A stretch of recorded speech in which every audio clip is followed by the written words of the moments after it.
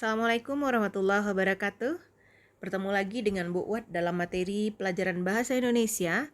Hari ini kita akan belajar tentang cerita fantasi. Nah, sekarang di layar HP Ananda ada dua buah gambar cover film. Yang pertama adalah film The Good Dinosaur. Sudahkah Ananda melihatnya di televisi? Yang kedua ada film Harry Potter. Nah, kedua film ini adalah salah satu jenis cerita fantasi yang akan kita pelajari pada hari ini. Cerita fantasi merupakan bagian dari teks narasi. Sebuah teks narasi memiliki ciri umum yang pertama. Narasi merupakan cerita fiksi. Apa itu cerita fiksi? Cerita fiksi adalah cerita yang berupa khayalan atau imajinasi. Ciri yang kedua, berisi rangkaian peristiwa atau alur.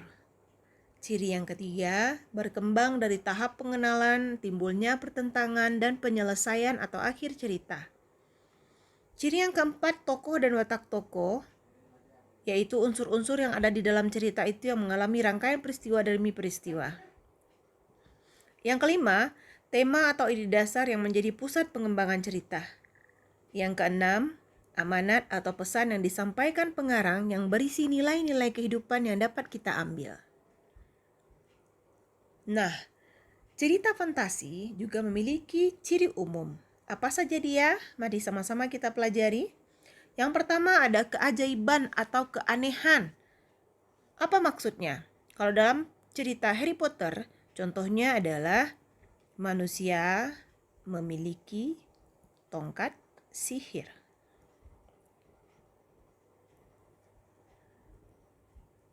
Atau ada sapu terbang. Apalagi keajaiban atau keanehannya? Ada selimut yang bisa membantu tokohnya untuk menghilang.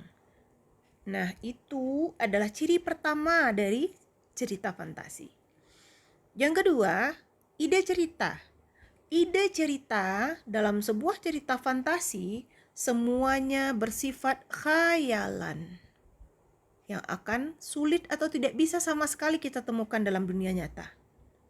Yang ketiga, menggunakan berbagai latar. Bisa latarnya masa lalu,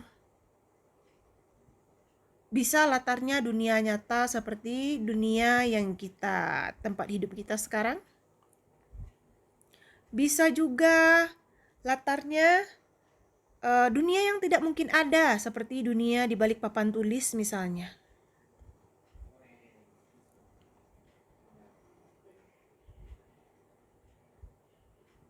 Nah, ciri yang keempat adalah tokohnya memiliki keunikan. Seperti dalam cerita Harry Potter tadi, tokoh yang unik misalnya tokohnya bisa terbang, atau tokohnya punya tongkat sihir, atau tokohnya bisa menghilang hanya dengan mengucapkan sebuah mantra. Ciri yang kelima adalah bersifat fiksi. Seperti yang sudah Ibu sampaikan tadi, fiksi artinya adalah khayalan atau imajinasi. Ciri yang terakhir adalah bahasa. Bahasa yang digunakan adalah bahasa dalam kehidupan sehari-hari. Kalimatnya adalah kalimat langsung. Nah, cerita fantasi juga memiliki beberapa jenis. Yang pertama, kita pahami dulu jenis cerita fantasi berdasarkan latar cerita. Apa saja dia? Terdiri atas 3. Ada cerita fantasi masa lampau, ada cerita fantasi sezaman, dan ada cerita fantasi masa yang akan datang. Nah, kalau contoh cerita fantasi masa lampau, di dalam cerita itu pasti ada masa lalu. Kalau di dalam buku cetak Ananda ada judulnya Belajar dari Gajah Mada. Ceritanya di sana tokohnya kembali ke masa lalu ketika zaman Gajah Mada. Ada cerita sezaman. Nah, contohnya misalnya ada sebuah cerita fantasi yang zamannya adalah zaman pada saat itu saja, tidak kembali ke masa lampau dan tidak juga masuk ke masa yang akan datang. Kemudian ada cerita masa yang akan datang. Kalau di dalam buku cetak Ananda nanti Ananda bisa baca, judulnya Dimensi Alfa. Itu tadi jenis cerita fantasi berdasarkan latar cerita. Nah, sekarang berdasarkan kesesuaian dengan kehidupan nyata. Apa saja dia? Terdiri atas 2. Ada total dan ada irisan. Total maksudnya semua yang ada di dalam cerita itu bisa kita temukan dalam kehidupan nyata, namun tetap saja merupakan sebuah khayalan. Sedangkan irisan sebagian dunia nyata dan sebagian di dunia khayalan. Sebuah cerita memiliki unsur-unsur.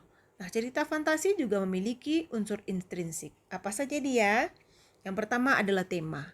Bagaimana sih cara menemukan tema? Tema dapat kita temukan dari permasalahan yang sering dialami tokoh. Begitu cara menemukan tema.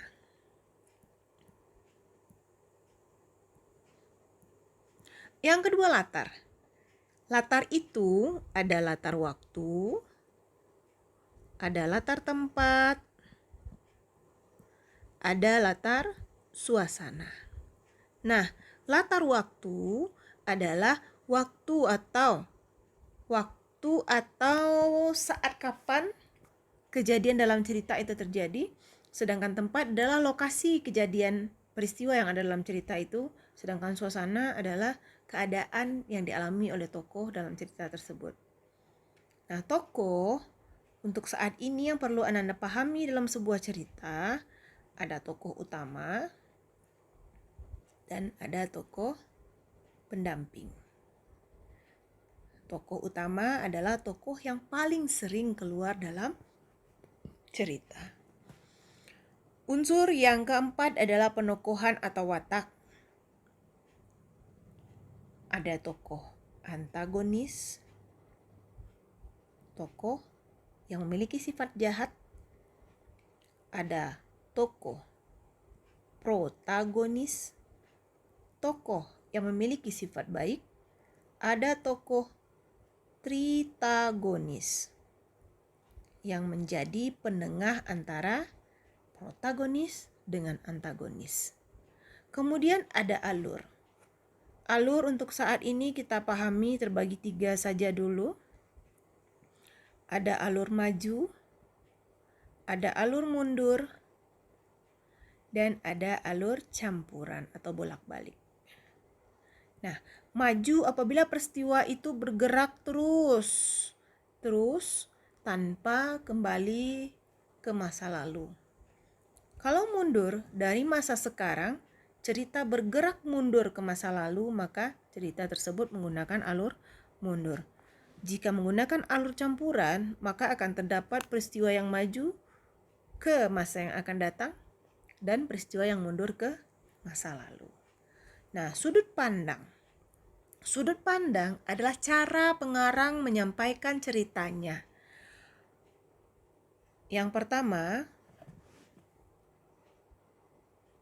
pengarang menggunakan kata aku, saya, atau gue. Yang kedua, pengarang menggunakan kata dia atau menyebut nama. Nah, apabila pengarang menggunakan kata aku, saya, gue, berarti pengarang menggunakan sudut pandang orang pertama pelaku utama. Orang pertama pelaku utama. Pelaku utama. Apabila menggunakan dia atau menyebut nama orang, maka pengarang menggunakan sudut pandang orang ketiga. Untuk saat ini sampai di sana dulu. Kemudian unsur cerita berikutnya adalah amanat, yaitu pesan yang ingin disampaikan oleh pengarang dalam ceritanya. Nah, unsur intrinsik cerita fantasi ini dapat Anda pahami dan lihat. Jika ada yang ragu, nanti boleh ditanyakan kepada Ibu. Nah, yuk kita bahas lebih lanjut di grup WA mengenai cerita fantasi. Sekian penjelasan dari Ibu. Assalamualaikum warahmatullahi wabarakatuh.